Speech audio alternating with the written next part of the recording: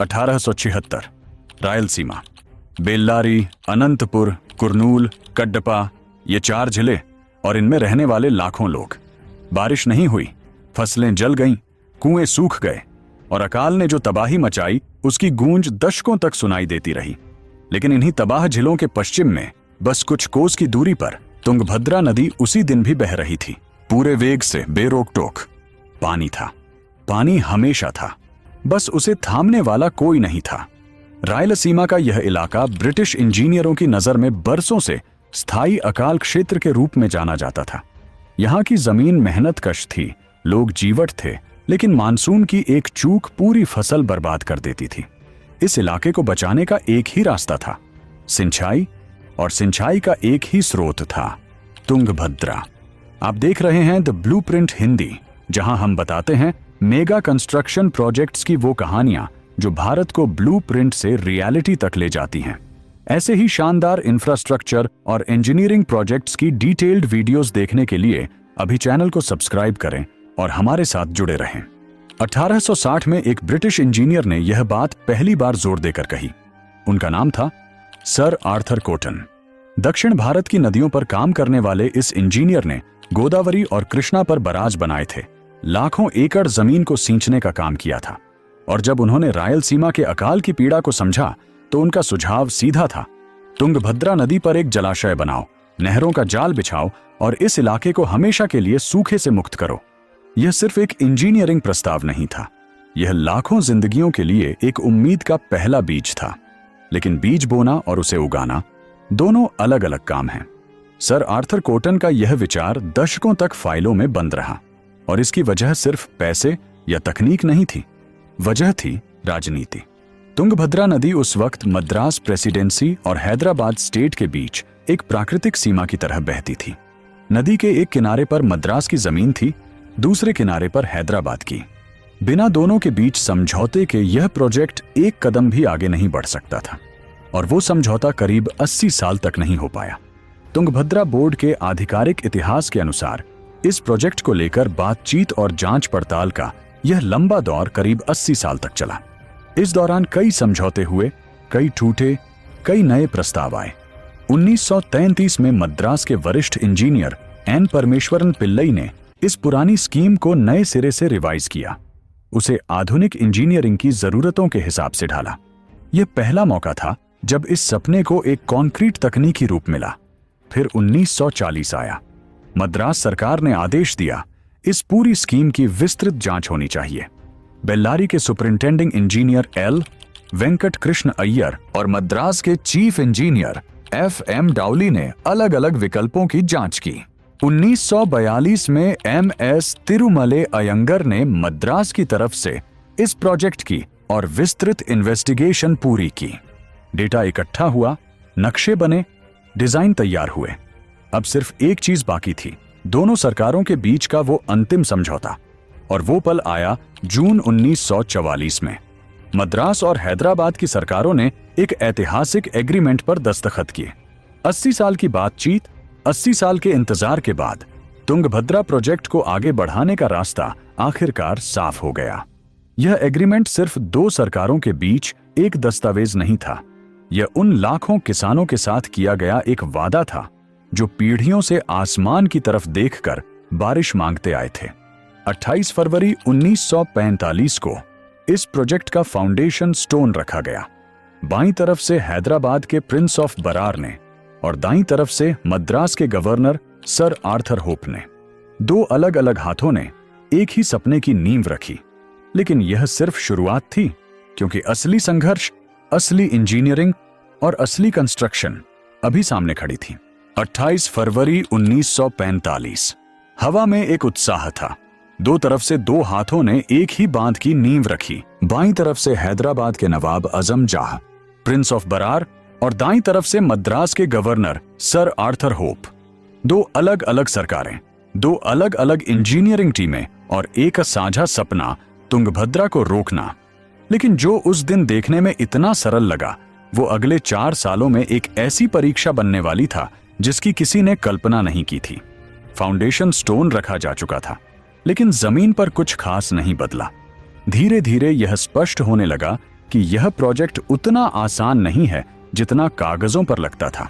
दो अलग अलग सरकारों के इंजीनियर साथ काम तो कर रहे थे, लेकिन उनके बीच एक के बाद एक तकनीकी मतभेद उभरने लगे। और ये मतभेद छोटे नहीं थे, ये उस बांध की बुनियादी बनावट को लेकर थे। तुंगभद्रा बोर्ड के आधिकारिक रिकॉर्ड के अनुसार मद्रास और हैदराबाद के इंजीनियर कुछ अहम मुद्दों पर तीखी असहमति में थे। पहला सवाल था, बांध की चिनाई में किस तरह का मोर्टार इस्तेमाल होगा। दूसरा सवाल था, स्पिलवे का डिजाइन कैसा होगा। तीसरा, ओवरफ्लो और नॉन ओवरफ्लो सेक्शंस की बनावट। और चौथा, कंट्रैक्शन जॉइंट्स को लेकर। ये सब ऐसे तकनीकी फैसले थे जिन्हें बिना आपसी सहमति के आगे नहीं बढ़ाया जा सकता था। हर मुद्दे पर दोनों टीमें अपनी अपनी राय पर अड़ी थीं। इन्हीं मतभेदों के बीच देश की राजनीतिक परिस्थितियां भी बदल रही थीं। 1947 में भारत आजाद हुआ और इस आजादी के साथ एक नई उलझन आई। हैदराबाद स्टेट का भारतीय संघ में विलय अभी बाकी था। 1948 में हैदराबाद की राजनीतिक स्थिति बेहद अनिश्चित थी। जब तक यह अनिश्चितता बनी रही, हैदराबाद की तरफ से इस बड़े प्रोजेक्ट पर पूरी ताकत नहीं लगाई जा सकती थी। तुंगभद्रा बांध का काम जनवरी 1949 तक बेहद धीमी गति से चला, लेकिन तकनीकी मतभेदों का एक हल निकला। और वो हल एक ऐसे इंसान की शक्ल में आया जिसका नाम दक्षिण भारत की इंजीनियरिंग में हमेशा सम्मान से लिया जाता है। इन सारे विवादों को एक इंजीनियर्स बोर्ड के सामने रखा गया, जिसकी अध्यक्षता की श्री एम विश्वेश्वरैया ने। वही विश्वेश्वरैया जो मैसूर रियासत के पूर्व दीवान रहे थे, जिन्होंने कृष्णराज सागर बांध की नींव रखी थी और जिनकी इंजीनियरिंग सूझबूझ पर पूरे देश को भरोसा था। उनके नेतृत्व में विवाद सुलझे, फैसले हुए और एक साझा तकनीकी दिशा तय हुई। उन फैसलों में एक अहम निर्णय यह था, बांध में सीमेंट नहीं, सुर्खी मोर्टार इस्तेमाल होगा। यह चूने और पकी ईंट के चूरे से बना एक पारंपरिक मिश्रण था, जो उस दौर में बड़े पत्थर के निर्माणों में आमतौर पर प्रयोग होता था। और जहां तक पत्थर का सवाल था, उसकी कोई कमी नहीं थी। इस इलाके की जमीन के नीचे ग्रेनाइट पत्थर की भरपूर परतें थीं और स्थानीय मजदूरों को पत्थर के काम का पीढ़ियों का अनुभव था। तुंगभद्रा बांध पत्थर और सुर्खी मोर्टार से बनेगा और यही फैसला इसे भारत का सबसे बड़ा पत्थर की चिनाई वाला बांध बनाने की राह पर ले जाएगा। 1947 में जबकि राजनीतिक माहौल अस्थिर था, एक काम जरूर शुरू हो गया था, रिवर बेड यानी नदी के तल की खुदाई। यह वो पहला कदम था जो जमीन पर दिखता था, जो कैमरों में कैद होता था, लेकिन नदी के बीच खुदाई करना आसान नहीं था। तुंगभद्रा हर बरसात में उफान पर होती थी। मानसून में पानी का बहाव इतना तेज होता था कि खुली खुदाई संभव नहीं थी। इस चुनौती का जवाब था कोफर डैम। कोफर डैम एक अस्थायी बाधा होती है जो नदी के प्रवाह को मुख्य निर्माण स्थल से दूर रखती है। तुंगभद्रा पर इस कोफर डैम के जरिए बाढ़ के मौसम में भी फाउंडेशन की खुदाई जारी रही। पानी को एक तरफ रोको, दूसरी तरफ जमीन खोदो, यही रणनीति थी और यही वो तकनीकी जुगत थी जिसने इस बांध के निर्माण की रफ्तार को टूटने से बचाया। जनवरी 1949 तक हैदराबाद का भारत में विलय हो चुका था। राजनीतिक बाधा हट चुकी थी, तकनीकी विवाद सुलझ चुके थे और 15 अप्रैल 1949 को, उस दिन जिसका इंतजार 4 साल से था, तुंगभद्रा बांध की असली चिनाई शुरू हुई। पत्थर पर पत्थर रखा गया, सुर्खी मोर्टार से जोड़ा गया, एक बांध उठने लगा। 15 अप्रैल 1949। तुंगभद्रा के किनारे उस सुबह कुछ अलग था। 4 साल की देरी, 2 देशों की राजनीति और इंजीनियरों की लंबी बहसें, सब पीछे छूट चुकी थीं। अब वक्त था काम का। उस दिन से तुंगभद्रा बांध की असली चिनाई शुरू हुई। पहला पत्थर रखा गया, पहला सुर्खी मोर्टार लगाया गया और एक प्रक्रिया शुरू हुई जो अगले 4.5 सालों तक रुकने वाली नहीं थी। इस बांध के लिए जो मुख्य ठेकेदार चुने गए थे, उनका नाम था वेंकट रेड्डी मुलामल्ला। हैदराबाद स्टेट के महबूब नगर जिले के कोनूर गांव से उनकी टीम के साथ स्थानीय मजदूरों की एक बड़ी फौज काम पर लगी थी और इस काम में सबसे बड़ी ताकत थी इस इलाके का ग्रेनाइट। तुंगभद्रा के आसपास की जमीन के नीचे ग्रेनाइट पत्थर की ऐसी भरपूर परतें थीं कि निर्माण सामग्री के लिए कहीं दूर जाने की जरूरत नहीं थी और जो मजदूर काम कर रहे थे उनके हाथों में पत्थर तराशने का पुश्तैनी हुनर था। लेकिन पत्थर और मोर्टार से पहले इंजीनियरों के सामने सबसे कठिन चुनौती थी नदी के बीच काम करना।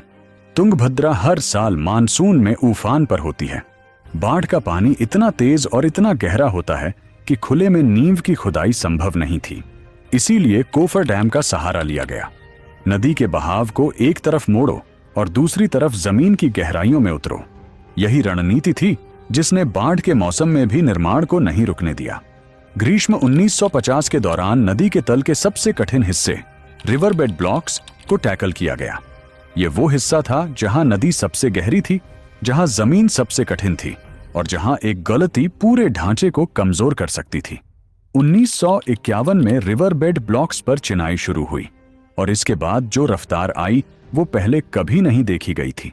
तुंगभद्रा बोर्ड के रिकॉर्ड के मुताबिक 1951 के बाद काम में विगरस प्रोग्रेस आई, यानी तेज, सुनियोजित और बेरोक टोक प्रगति।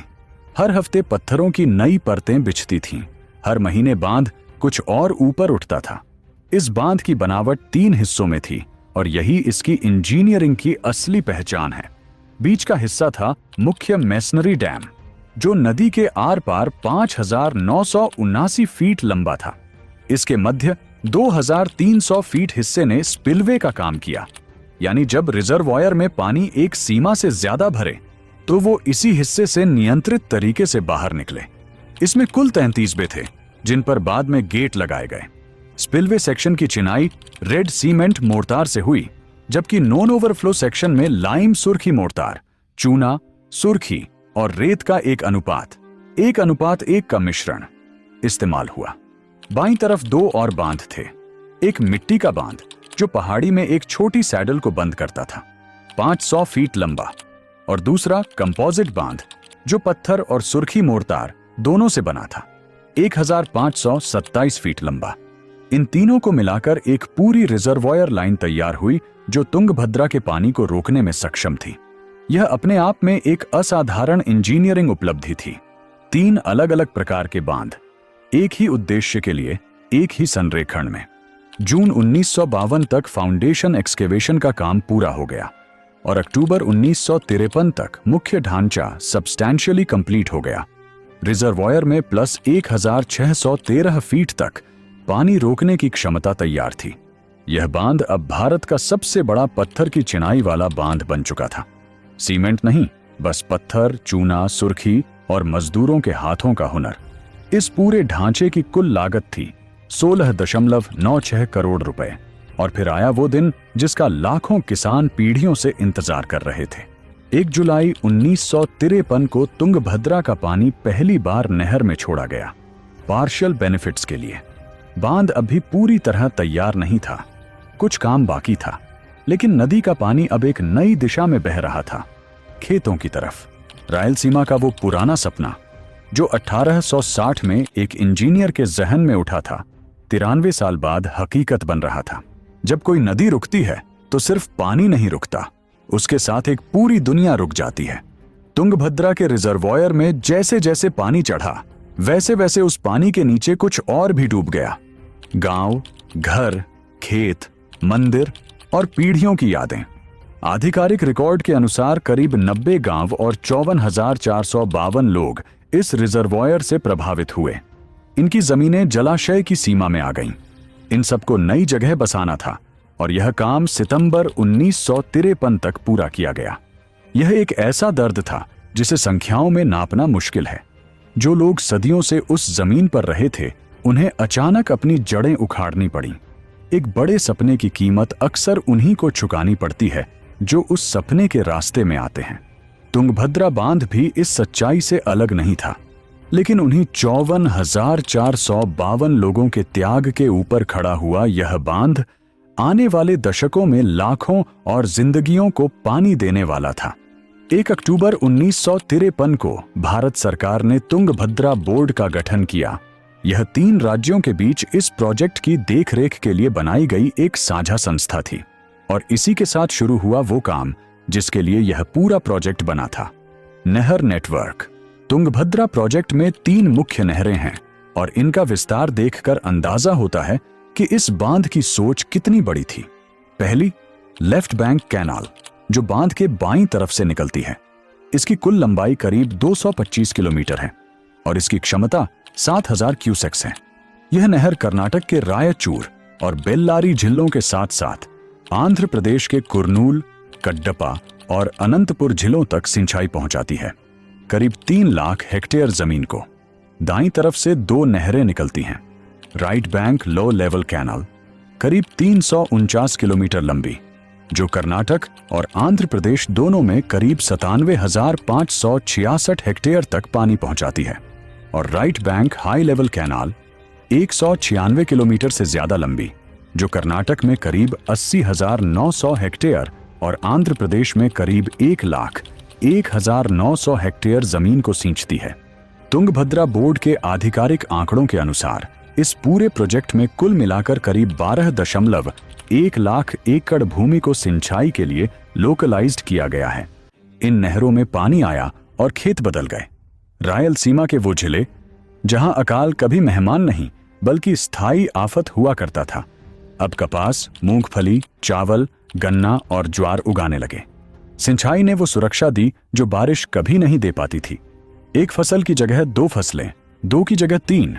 यही बदलाव था जो तुंगभद्रा के पानी ने लाखों एकड़ में फैलाया। लेकिन यह बांध सिर्फ सिंचाई के लिए नहीं था।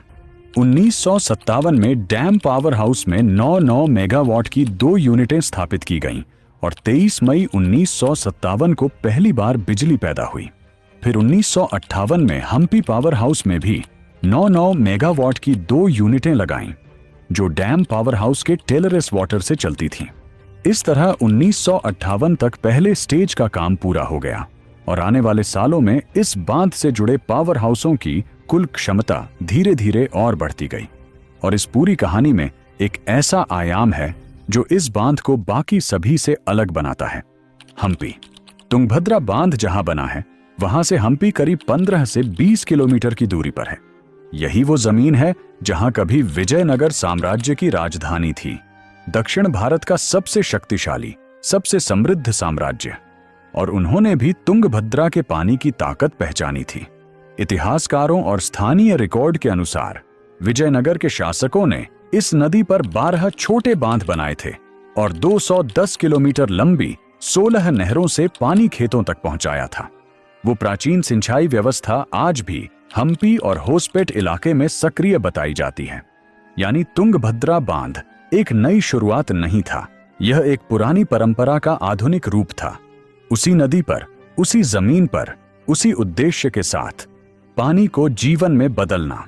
1953 से 2026, यह सिर्फ 73 साल का फासला नहीं है। यह उन करोड़ों जिंदगियों का हिसाब है जो इस बांध के पानी से सींची गईं। उन खेतों का लेखा है जो एक बार सूखे में जलते थे और अब साल में 2-2 फसलें देते हैं। उन बल्बों की रोशनी का आंकड़ा है जो पावर हाउस की बिजली से जले। लेकिन हर बड़े ढांचे की तरह तुंगभद्रा बांध भी वक्त की मार से अछूता नहीं रहा और 10 अगस्त 2024 की रात ने यह बात पूरे देश के सामने रख दी। उस रात करीब 11 बजे बांध पूरी तरह भरा हुआ था। ऊपरी इलाकों में भारी बारिश से पानी की आवक बढ़ रही थी और क्रेस्ट गेट्स चालू थे कि अचानक गेट नंबर 19 की चेन टूट गई। वो गेट जो पानी को नियंत्रित करता था अब बेकाबू हो गया। सिर्फ उस एक गेट से करीब 35,000 क्यूसेक्स पानी बेरोक-टोक नदी में जाने लगा। इमरजेंसी में सभी 33 गेट खोलने पड़े। कुल आउटफ्लो 1 लाख क्यूसेक्स से ज्यादा हो गया। बल्लारी और रायचूर जिलों के डाउनस्ट्रीम गांवों को तत्काल अलर्ट जारी हुए। बांध के 70 साल के इतिहास में पहली बार कोई क्रेस्ट गेट इस तरह टूटा था। यह घटना एक इत्तेफाक नहीं थी, यह उस लंबे खामोश संकट की आवाज थी जो सालों से अनदेखी हो रही थी। विशेषज्ञों ने बाद में बताया कि क्रेस्ट गेट्स को हर 50 साल में बदला जाना चाहिए था। इस बांध की अनुमानित आयु 45 साल थी, लेकिन बांध ने 70 से ज्यादा साल काम किया, यानी अपनी तय उम्र से 25 साल ज्यादा। चेन, पिन और मैकेनिज्म सब पर जंग और घिसाव की परतें जमती रही थीं। इंजीनियरिंग सेवाओं की उम्र एक दिन खत्म होती है और उस रात यही हुआ। लेकिन यह अकेली चुनौती नहीं है जो इस बांध के सामने है। सिल्टेशन यानी गाद जमना एक और गहरी समस्या है। आधिकारिक आंकड़ों के अनुसार तुंगभद्रा बांध की मूल स्टोरेज कैपेसिटी करीब 133 टीएमसी थी। दशकों में नदी के साथ बहकर आई गाद रिजर्वॉयर के तल में जमती रही और अब करीब 30 से 33 टीएमसी क्षमता गाद से भर चुकी है। यानी बांध अब अपनी पूरी क्षमता से पानी नहीं रोक सकता। जो बांध एक वक्त 133 टीएमसी रोकता था, वो अब इफेक्टिवली करीब 100 टीएमसी के आसपास काम करता है। गेट नंबर 19 की घटना के बाद एक्सपर्ट्स की एक कमेटी बनाई गई, वरिष्ठ सिंचाई इंजीनियर कन्हैया नायडू के नेतृत्व में। इस कमेटी ने सभी 33 क्रेस्ट गेट्स की जांच की और सिफारिश की। सभी गेट्स को बदलना होगा। जब तक गेट्स कमजोर हैं, बांध में 80% से ज्यादा पानी नहीं रखा जा सकता, यानी करीब 80 टीएमसी की सीमा। इससे दूसरी फसल के लिए पानी की उपलब्धता पर असर पड़ा और लाखों किसानों की चिंता बढ़ी। जवाब में तुंगभद्रा बोर्ड ने कार्रवाई की। अहमदाबाद की company hardware tools and machinery projects private limited को सभी 33 क्रेस्ट गेट्स बदलने का काम दिया गया, करीब 52 करोड़ रुपए के कॉन्ट्रैक्ट पर। नए गेट कर्नाटक के गदग जिले में बनाए जा रहे हैं और बांध स्थल पर आकर लगाए जा रहे हैं। जनवरी 2026 में 18वां गेट सफलतापूर्वक लगाया गया। गेट नंबर 4, 20 और 27 पर भी काम जारी है। सभी 33 गेट्स को जून 2026 तक बदलने का लक्ष्य रखा गया है। यह सिर्फ एक मेंटेनेंस प्रोजेक्ट नहीं है, यह उस बांध को एक और पीढ़ी के लिए तैयार करने की कोशिश है। वही बांध जो 1860 में सर आर्थर कॉटन के एक विचार से शुरू हुआ था, जिसके लिए 2 सरकारों ने 1944 में समझौता किया था, जिसे बनाने के लिए 54,452 लोगों ने अपने घर छोड़े थे और जिसने पिछले 70 सालों में लाखों एकड़ खेतों को पानी दिया। वो बांध आज भी जरूरी है, आज भी अपरिहार्य है। तुंगभद्रा की कहानी यहां खत्म नहीं होती।